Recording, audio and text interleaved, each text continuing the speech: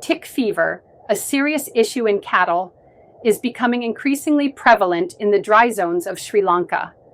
Discussions with veterinary surgeons and dairy farmers indicate a rise in cases, especially during certain seasons. This disease, mainly caused by tick-borne pathogens such as Babesia, Anaplasma, and Theileria, severely affects cattle health, milk production, and overall farm productivity. The worsening tick problem raises concerns about climate change, seasonal variations, and farm management practices. Tick fever is caused by the transmission of blood parasites through tick bites. The primary pathogens responsible are babesiosis, anaplasmosis, and theileriosis. Ticks, especially Rhipicephalus, Buphilus microplus, are the main vectors of these diseases in Sri Lanka. During the rainy season, the humidity and warmth create a favorable environment for tick breeding. Increased vegetation provides shelter for ticks. In the dry season, ticks survive in shaded areas and continue to spread, especially when cattle gather near water sources for grazing. Rising temperatures and unpredictable rainfall patterns due to climate change contribute to the survival and spread of ticks.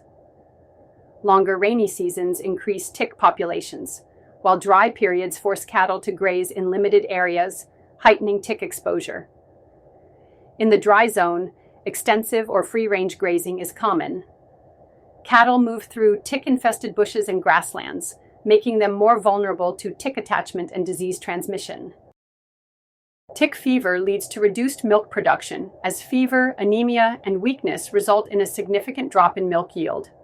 Chronic infections can permanently reduce milk-producing capacity. Affected cattle experience high fever, lethargy, and loss of appetite. Jaundice may occur due to red blood cell destruction from Babesia and Anaplasma infections, and respiratory distress can be seen in theileriosis cases. Tick-infested cattle suffer stress and weakened immunity, making them prone to mastitis, foot infections, and secondary bacterial infections. Theileriosis-infected cattle are more vulnerable to pneumonia. Pregnant cows may suffer miscarriages, and there is reduced fertility in bulls and cows. Ticks hide in grasses, shrubs, and on the ground. Cattle get infested while moving through tick-infested areas. Areas near water bodies, shade, and humid spots have high tick populations. Calves and young cattle under 2 years old are more susceptible due to weaker immunity, while lactating cows are more vulnerable due to metabolic stress and frequent handling. Diseases spread by ticks in dairy cattle include babesiosis, which causes high fever, anemia, jaundice, and can lead to death. Anaplasmosis, which results in severe anemia, weakness, and weight loss. Theileriosis, which leads to swollen lymph nodes, fever, and respiratory distress. And heart water, which presents neurological symptoms and can cause sudden death. To control and prevent tick fever, chemical control methods such as regular spraying, dipping, or pour-on applications of acaricides like amitraz, cypermethrin, or flumethrin are recommended.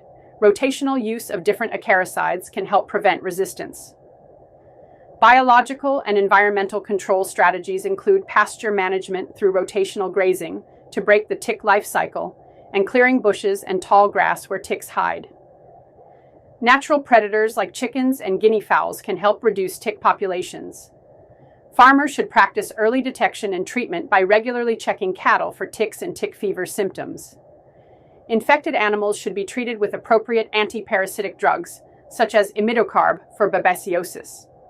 Improved dairy housing is essential.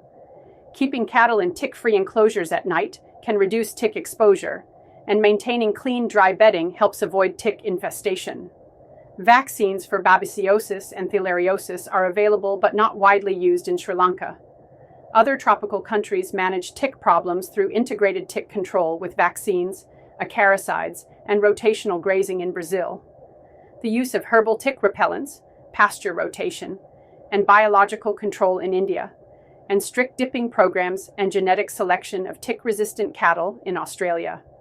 Rising temperatures extend the breeding cycle of ticks, while erratic rainfall creates humid microenvironments that favor tick survival. Deforestation and habitat changes bring ticks closer to livestock, Recommendations for Sri Lankan dairy farmers include regular tick control using acaricides while rotating them to prevent resistance, implementing pasture management to avoid overgrazing and clean grazing areas, daily cattle monitoring for ticks and early signs of tick fever, vaccination against theileriosis where available, improved housing and biosecurity measures, and farmer awareness and training on tick biology, climate impact, and best prevention strategies. The increase in tick fever cases in Sri Lanka's dry zones is a serious threat to dairy farming.